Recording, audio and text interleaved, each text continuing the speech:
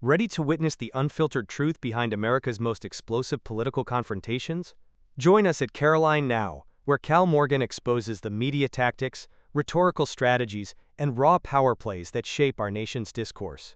Hit subscribe now and never miss our precise breakdowns of how political warriors rise and fall. The studio of Capitol Clash resembled a modern gladiatorial arena that evening, its blazing lights casting harsh shadows across a battlefield divided not by swords, but by ideology. On one side, the crimson caps of MAGA loyalists formed a sea of unwavering support. On the other, progressive activists sat poised for verbal combat, their expressions hardened with righteous determination.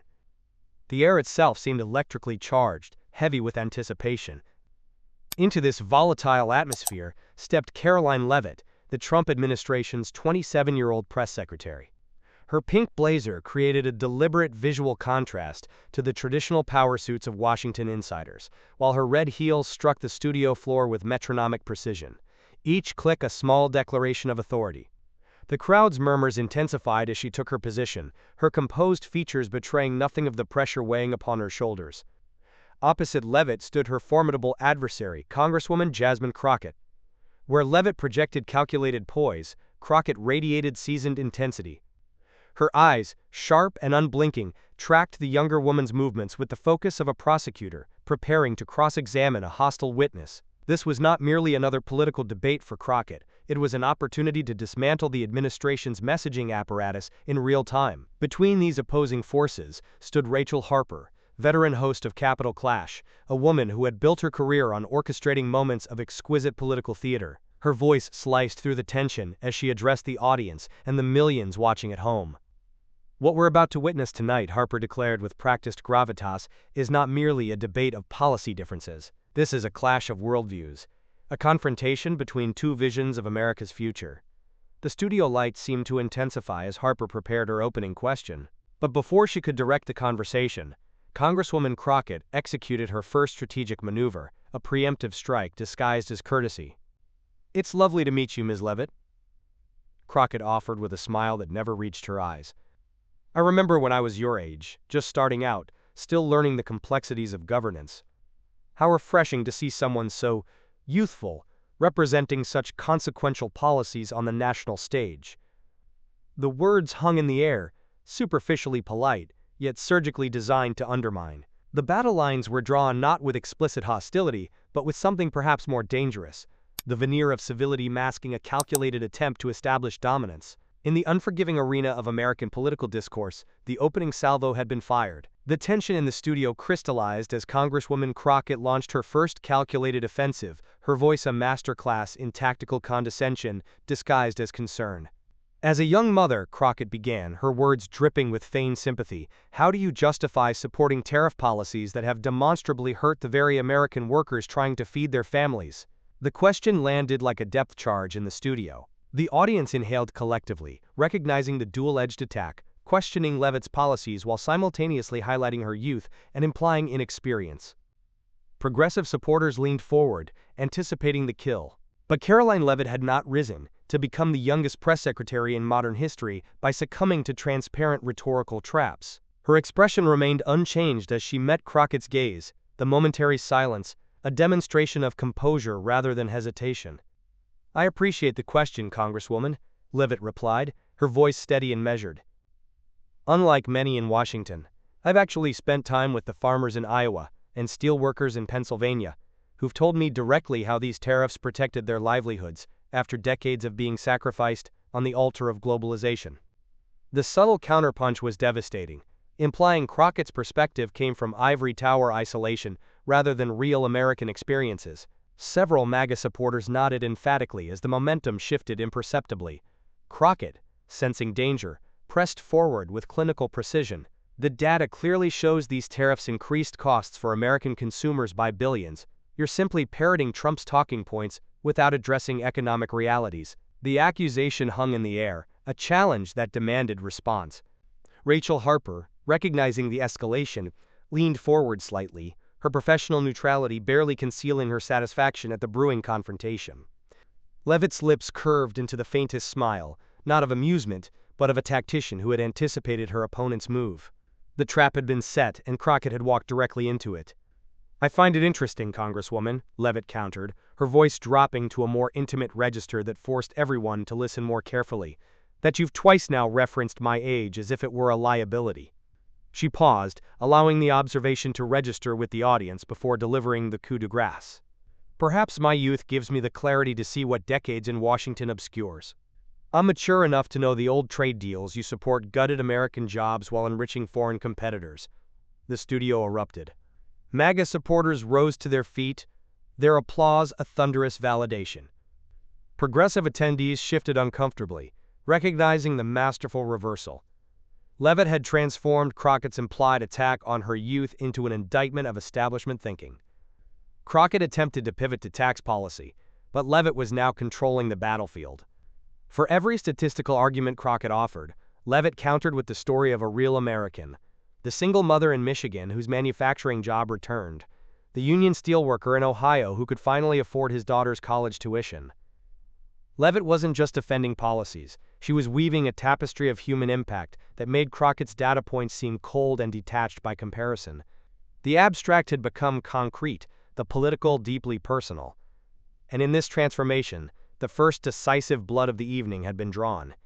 As Rachel Harper called for a commercial break, the camera lingered on Karoline Leavitt, composed, unflustered, her pink blazer now resembling not a fashion statement but battle armor.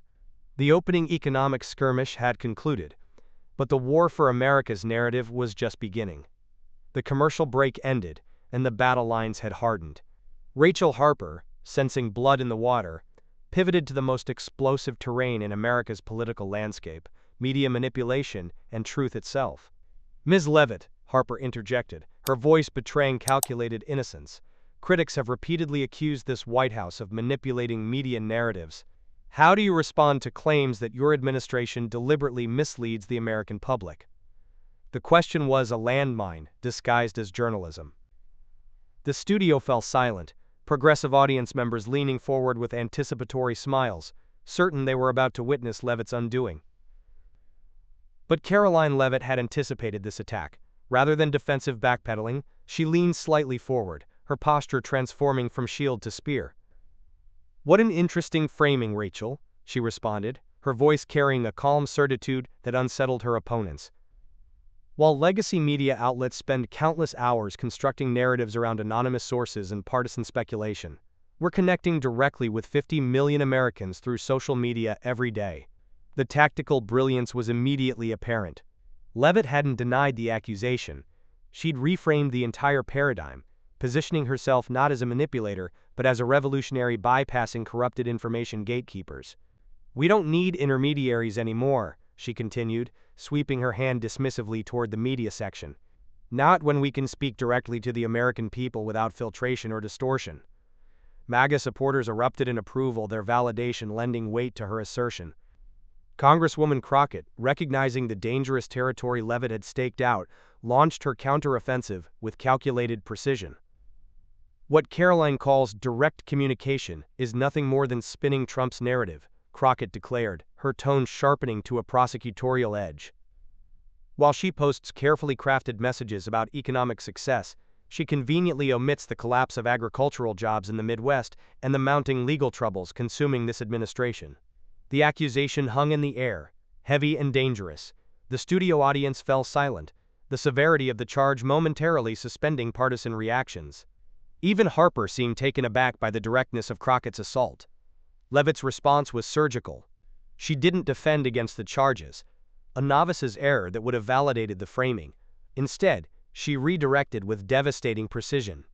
"While the Congresswoman tweets about justice from her office," Leavitt said, her voice dropping to a register that commanded complete attention, "I've stood in Pennsylvania steel mills and watched tears stream down the faces of workers who finally have their dignity back after decades of being told their jobs weren't worth saving." The counter-strike left Crockett momentarily speechless, her eyes betraying a flash of genuine shock as the audience erupted in thunderous approval. The congressional veteran had brought statistics and accusations to a battle of narratives and found herself outmatched by Leavitt's emotional artillery. When Crockett finally regained her composure, she pivoted to her legislative record. My work in Congress has directly benefited working families through legislation that took 18 months to implement, Leavitt interrupted with devastating effectiveness, while this administration delivered concrete economic results for Detroit within weeks of taking office. The interruption wasn't merely tactical, it was psychological warfare, demonstrating that Leavitt controlled even Crockett's ability to complete her thoughts. In the brutal calculus of televised political combat, it was the equivalent of establishing dominance over a rival predator. Harper, recognizing ratings gold unfolding before her, made no attempt to restore order. The audience had become a reflection of America itself, divided, impassioned, and entirely certain of the righteousness of their chosen champion. In the control room, producers watched viewer numbers spiking to unprecedented levels. The confrontation had transcended political debate to become cultural spectacle. And at its center stood Karoline Leavitt, her pink blazer now resembling war paint more than fashion statement, demonstrating why even her enemies had begun calling her the most formidable communications strategist of her generation. The studio lights intensified as Capitol Clash returned from break, the momentary respite having done nothing to cool the political inferno ignited during the first segment. Rachel Harper, a predator sensing vulnerability, shifted her attack vector to something more primal, gender identity as political leverage. "Ladies," Harper began, her practiced smile barely concealing her intent, "as women in leadership, how do you balance the pursuit of justice with the preservation of peace?" The question wasn't merely pointed, it was calculated to force both combatants to navigate the treacherous intersection of policy and gender politics. In America's cultural battleground, few terrains were more explosive. Congresswoman Crockett, still disoriented from Leavitt's earlier onslaught, seized what she perceived as a lifeline. Her strategic calculation was transparent: weaponize Leavitt's gender against her. "I find it remarkable," Crockett began, her voice gaining confidence, "that Ms. Leavitt can represent an administration led by a documented warmonger. As a young woman, how can you defend policies that have consistently endangered lives around the globe?" The attack was designed to position Leavitt between impossible choices: betray her gender or betray her administration. The studio audience leaned forward, progressives nodding in anticipation of Leavitt's inevitable stumble. But Karoline Leavitt had anticipated this maneuver long before entering the studio. Her response came not with defensive indignation but with steely resolve honed from countless White House briefings. "Peace comes only through strength," Leavitt countered, her voice measured yet penetrating. "Since taking office, this administration has reduced terrorist threats by 37%. Those aren't just statistics, they're American lives preserved." Crockett, realizing her original thrust had been parried, doubled down. "Your boss has repeatedly disrespected women throughout his career. How do you reconcile that with your own identity?" The question hung in the air. A political grenade designed to force capitulation. The MAGA supporters tensed, sensing their champion might finally falter. Leavitt's response was devastating. "The president appointed me as press secretary when I was 27 years old," she stated, her gaze unwavering. "That's not just a professional achievement. It's a testament to his respect for women capable of excellence regardless of age." Actions speak louder than carefully edited media clips, Congresswoman. Before Crockett could recover, Leavitt pivoted to offense with surgical precision. "Let's discuss border security," she continued, her tone sharpening. "While your party controls multiple branches of government, migrant children continue suffering in overwhelmed facilities. Where are your solutions, Congresswoman?" The audience stood in collective admiration of the tactical brilliance they were witnessing. Even Harper appeared momentarily speechless as the balance of power shifted decisively. Crockett's voice audibly weakened as she attempted to redirect to healthcare and education, but the momentum had irreversibly shifted. Her arguments, once delivered with congressional authority, now sounded like rehearsed talking points against Leavitt's authentic conviction. Leavitt, sensing the kill, closed with ruthless efficiency.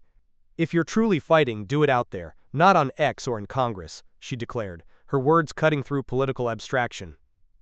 "I stand here for millions of Americans who believe in Trump, and they're listening to me, not you." The studio erupted in thunderous reaction, half in outrage, half in triumph.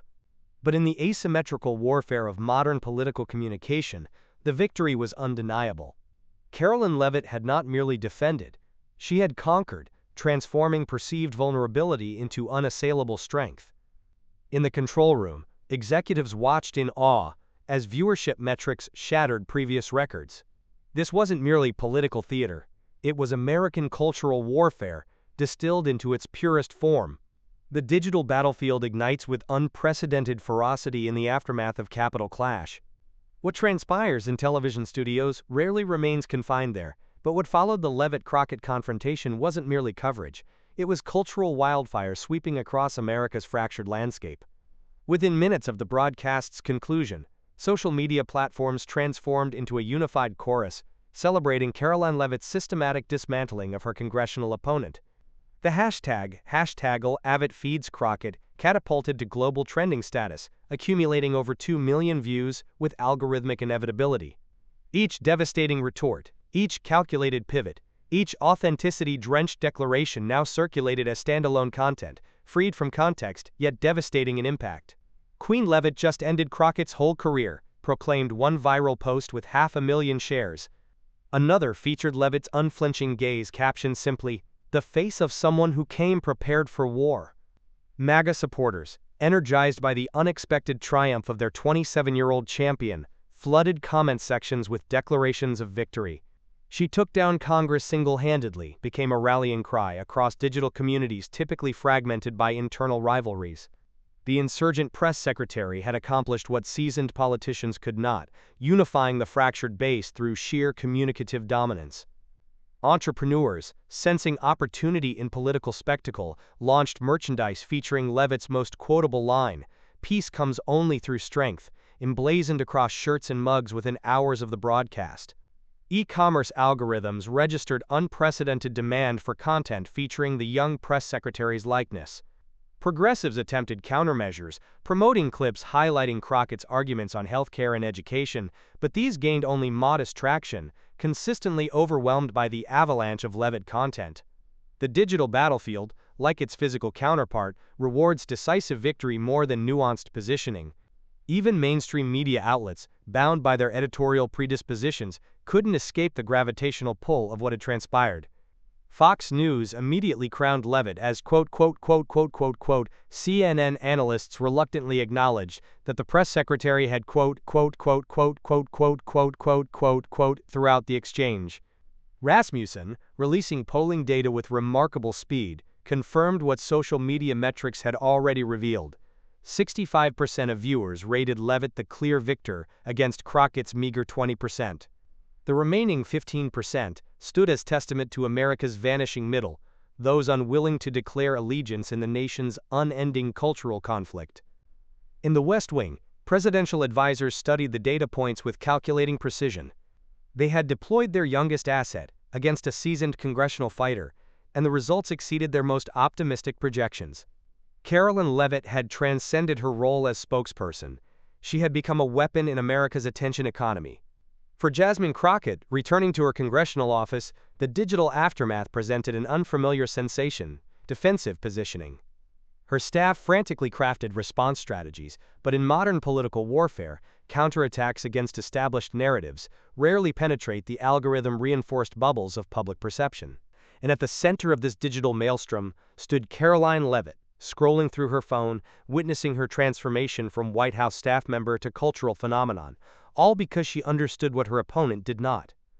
In the theater of American politics, authenticity deployed with precision cuts deeper than credentials brandished without purpose. What began as a televised confrontation had metamorphosed into something far more consequential. Karoline Leavitt stood not merely as the victor of a debate, but as the avatar of a political transformation sweeping across American consciousness with hurricane force. At a sun-drenched rally in Florida, President Trump, a man notoriously selective with his endorsements, pointed toward Leavitt with calculated admiration. "She is the future of MAGA," he proclaimed, his voice carrying across the sea of red caps and raised smartphones. The crowd's roar confirmed what data would later validate. A new political star had been birthed in the crucible of confrontation. While ideological battlegrounds typically separate Americans, Leavitt's performance achieved something remarkable: quantifiable impact across demographic divides. Gallup's meticulous polling revealed that 62% of Americans under 35 now recognized the young press secretary, an astonishing metric for an administration official traditionally confined to briefing room obscurity. More telling still, 45% of these young Americans cited her as a leadership role model. transcending partisan identification.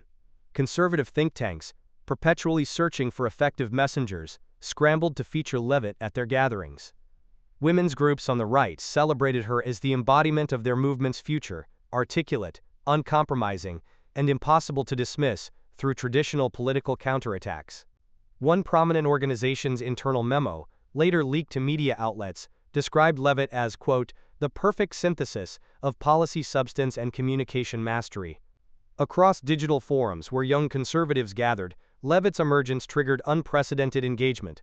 She's redefined Gen Z politics, declared one viral thread with thousands of interactions. This is what happens when preparation meets opportunity, noted another, inadvertently capturing the essence of Leavitt's methodical dismantling of her congressional opponent. Meanwhile, in Dallas, Jasmine Crockett continued her advocacy work with a sense of duty that had always defined her career. Yet observers noted a subtle transformation in her once fiery rhetoric, a pensive undertone perhaps, or a more measured approach to confrontation. Her social media posts about healthcare funding initiatives attracted modest engagement, but the comment sections invariably flooded with comparisons to Leavitt, digital reminders of a moment that refused to fade. The data tells an unforgiving story, noted the Pew Research Center's comprehensive analysis. 70% of viewers recalled Leavitt's specific quotes and arguments, compared to just 25% for Crockett. In America's attention economy, such disparities aren't merely academic, they represent the currency of influence itself. For Rachel Harper, architect of the confrontation that yielded such consequences, Capitol Clash had delivered precisely what she promised advertisers: cultural relevance and rating supremacy. Network executives, studying the unprecedented viewership data, immediately authorized additional episodes featuring administration officials against congressional counterparts. The formula had proven irresistible to an American public hungry for political combat rendered in high definition. What transpired on Capitol Clash hadn't merely produced a winner and loser by conventional metrics. It had crystallized Leavitt as an icon of a new political era, one where preparation, precision, and authenticity trumped experience, credentials, and institutional authority. For Crockett, the aftermath relegated her to the shadows of what might have been a cautionary tale of underestimation's fatal cost in America's merciless political arena. In a nation increasingly defined by its divisions, Karoline Leavitt had discovered the ultimate unifier: victory itself, delivered without apology and amplified without limit. In America's unforgiving political arena, victory belongs not to those with the most experience or the loudest voice, but to those who master the deadly art of preparation, precision, and authenticity.